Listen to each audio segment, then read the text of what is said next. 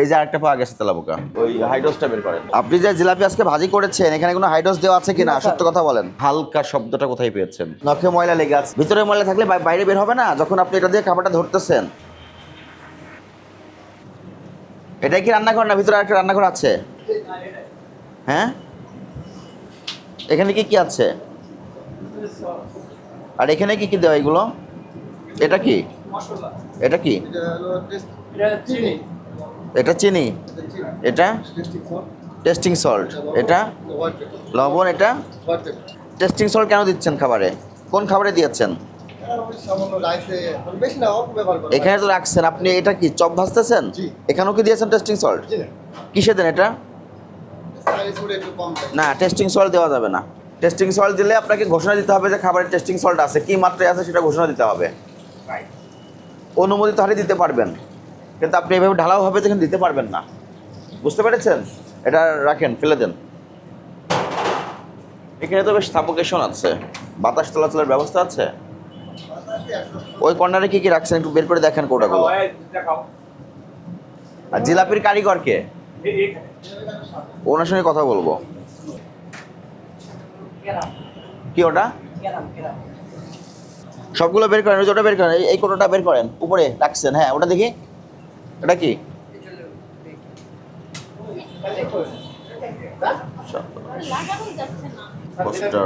হ্যাঁ মেয়াদ আছে, ঠিক আছে।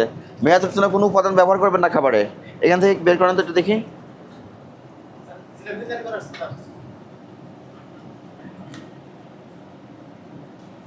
27 সাল পর্যন্ত আছে মেয়াদ। ঠিক আছে। এখানে কি কি দেওয়া আছে খামিরে?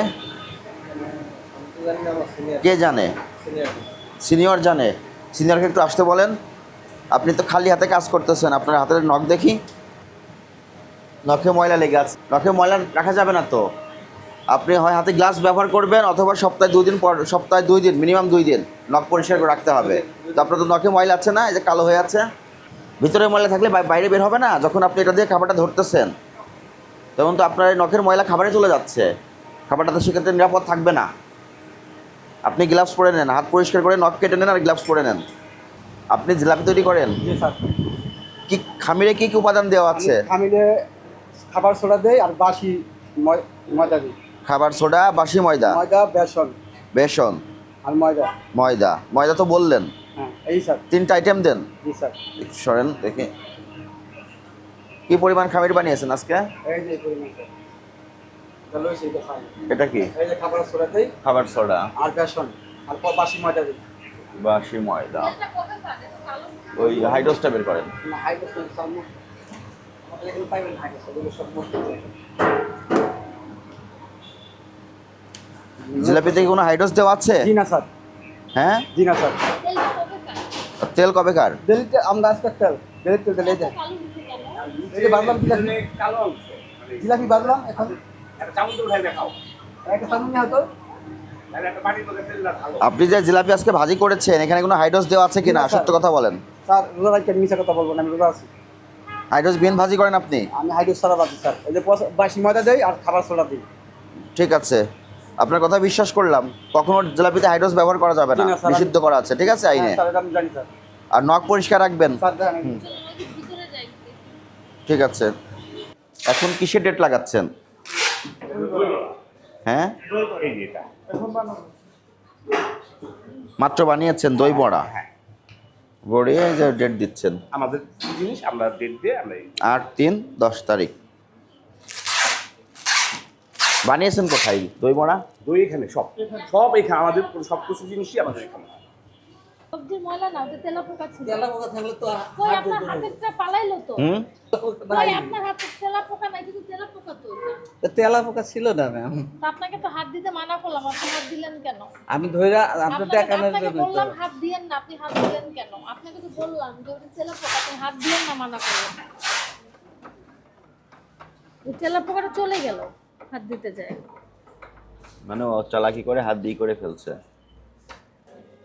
তেলাপোকা আছে এখানে, বুঝছেন? আপনার ফ্রিজে তেলাপোকা। তেলাপোকা ছিল। এই যে আরেকটা পাওয়া গেছে তেলাপোকা, আসেন দেখেন একটু প্লিজ, একটু সাইড হন তো। এই যে একটা তেলাপোকা। ওটাও তেলাপোকা ছিল। এই যে তেলাপোকা। ফ্রিজে যেখানে খাবার সংরক্ষণ করেন সেখানে যদি তেলাপোকাও সংরক্ষণ করেন তাহলে কিভাবে হবে?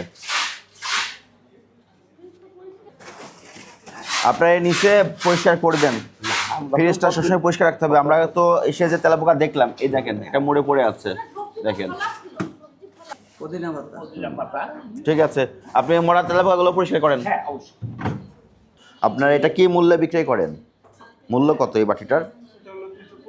325 টাকা। আপনি মূল্যটা নির্ধারণ করেছেন কি এটার ওজন হিসেবে, না, পিস হিসাবে। পিস হিসেবে?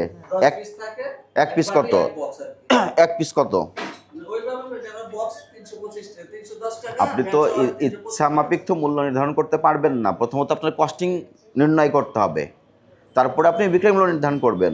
আপনি একটা নাম দিলেন দই বড়া, বলে 350 টাকা করে দিলেন, তাহলে আপনি কোন অনুপাতে করলেন? কাস্টমারকে এটা ওজন হিসাবে কিনবে? আমরা তো এক পিস হিসাবে কখনো বিক্রি করি না, আমরা হলো বক্স হিসাবে বিক্রি করি। 35 টাকা। 350 টাকা হলে 35 টাকা। ঠিক আছে, এটার ওজন উল্লেখ করে দিবেন। ঠিক আছে। আমরা যেগুলো যেগুলো স্যার যেমন ওই যে হালিমে আমরা ওই যে আর একটা লেবেলিং যেটা করতেছেন, উৎপাদনের তারিখ, মেয়াদ উত্তীর্ণের তারিখ, কি কি উপাদান দিয়ে তৈরি, উপাদানটা আপনার থেকে ঘোষণা দিতে হবে। আচ্ছা বুঝতে পেরেছেন? জি। যেমন আপনি বললেন এখানে কি কি দিয়ে আছে বললেন? জিরা আছে, টক দই আছে, চিনি আছে, দুধ আছে। কোনো মানুষের কোনো খাবারে অ্যালার্জি থাকতে পারে, পারে কি না? তাহলে এখানে আপনি এমন কোনো উপাদান ব্যবহার করেছেন, কোনো একটা উপাদানের কারণে কোনো ভোক্তার অ্যালার্জি থাকার সম্ভাবনা আছে, তখন সেই খাবারটা খেলে সে অসুস্থ হবে। এই জন্য বলা হয় উপাদানগুলো ডিক্লেয়ার দিতে হবে। পণ্য মৌখিকরণ বিধিমালা আছে, বিধিমালা অনুযায়ী আপনি কী উপাদান দিয়ে তৈরি করেছেন, ওজন কত, পরিমাণ, উৎপাদনের তারিখ, মেয়াদ উত্তীর্ণের তারিখ, এমআরপি বক্সে ডিক্লেয়ার দিতে হবে। ঠিক আছে? আপনার এটা একটা অপরাধ পেলাম আমরা। আর ফ্রিজটা পরিষ্কার পাওয়া গেল না। টেস্টিং সল্ট ব্যবহার করেন। আমাদের রাইসের চাইনিজ রাইসের ক্ষেত্রে তাহলে কোন বিধিমালা অনুযায়ী ব্যবহার করলেন? আর যিনি ব্যবহার করছেন উনি কি কোনো কেমিস্ট? আপনার এখানে কি ল্যাবরেটরি আছে? চাইনিজ ফুডে তো স্যার টেস্টিং সল্ট একটু হালকা দেয়। হালকা শব্দটা কোথায় পেয়েছেন? এটা তো সব জায়গায় দিচ্ছে। সব জায়গায় বলতেছে হালকা, বলা আছে অনুমোদিত মাত্রায়, অনুমোদিত হারে দেওয়া যাবে, সেক্ষেত্রে সেটা ঘোষণা দিতে হবে ভোক্তাদের সুবিধার্থে। আপনি কি সেটা দিয়েছেন? কি মাত্রায় দিবেন অনুমোদন নিয়েছেন? আসলে আমরা তো এগুলো করতে হবে। ঠিক আছে? আর ওই হলো দুইবার হলো নিরাপদ খাদ্য অধিদপ্তরে যায় ট্রেনিং নিয়ে আসছে আমাদের। এটা বলা হয়, আমি বলি শুনেন, ভোক্তা দপ্তর এটা নিয়ে কাজ করে। মনো সোডিয়াম গ্লুটামেট, জি। এই উপাদানটা 1 বছরের কম বয়স্ক বাচ্চা এবং গর্ভবতী মায়েদের জন্য মারাত্মক ক্ষতিকর। যখন আপনি এটা ব্যবহার করবেন সেটা ঘোষণা দিতে হবে আপনার, এবং আপনি ব্যবহার করতে পারবেন কীভাবে?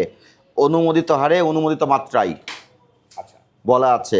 কিন্তু আপনি রান্নাঘরের পাশে রেখে দিয়েছেন, একজন রান্না করছে, উনি ইচ্ছা মতো নিচ্ছে আর দিচ্ছে, এটা তো করতে পারবে না। উনি ট্রেনিং নিয়েছে, আমার ট্রেনিংয়ে ভুল আছে, গাফিলতি আছে, উনি তো বলতেই পারলো না। এটা সংশোধন হতে হবে। এরপর থেকে টেস্টিং সল্ট ব্যবহার করা যাবে না। ফ্রিজটা পরিষ্কার পরিচ্ছন্ন রাখতে হবে। এবং আপনার এই দই বড়া যেটা বললেন, যে আমরা লেবেলিংয়ের কথা যেগুলো বললাম, এই তথ্যগুলো এখানে সংশোধন করতে হবে। এই 3টা অপরাধ আপনার এখানে পাওয়া গেছে। আপনি অপরাধের দোষ স্বীকার করেন?